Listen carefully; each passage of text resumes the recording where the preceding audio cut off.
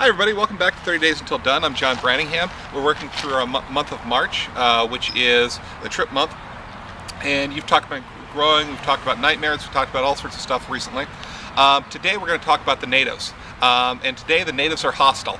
And so one of those trips where you went and the natives, the people from the area, didn't really want you to be there, right? Now I'm thinking about Sequoia and Kings Canyon National Park, and you know what? People on backpacking trips are pretty mellow, right? You're not going to go out there and have all the anxieties of the city. So I think I'd abandon that for this time. And I'd have it, I didn't know how violent people in Wales could be. I mean, they're violent everywhere, but there's certain, I don't. You kind of know in your own area how to read the streets and where to go and what to do and what to watch out for. Didn't know how to do that in Wales, and so I went to the wrong areas and had people yelling at me and things like that. And I think if they'd known I was American, they would have been yelling even louder. And so just kids on a Friday night who wanted to get into trouble. No big deal, but it was frightening to me. Let's see what Lake what else? District. Was that Lake District. the Lake District? What happened to Lake? Mayako. I don't remember that. Not getting to go into the restaurant.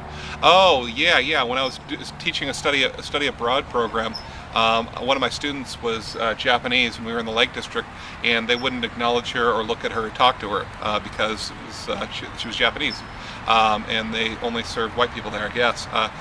Which was it was eye-opening to me. I was 35, I guess, and I knew that obviously I knew that racism existed, but I never, because of I'm part of the dominant culture and male, I'd never related to it in that way before, and that was really difficult for her, and just shocking to me. And so the natives were hostile there, incredibly hostile. Let's see, where else? And this is not something I deal with a lot, because if you're big and you're male, people don't give you a lot of crap. I think some of the other people on here are going to be able to relate to this topic better than I do. I'm trying to think of another one.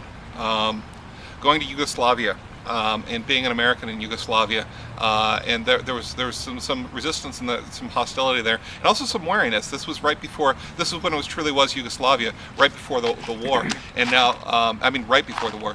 And now there's this stranger coming through. Who is this guy? What are his motivations? That kind of thing.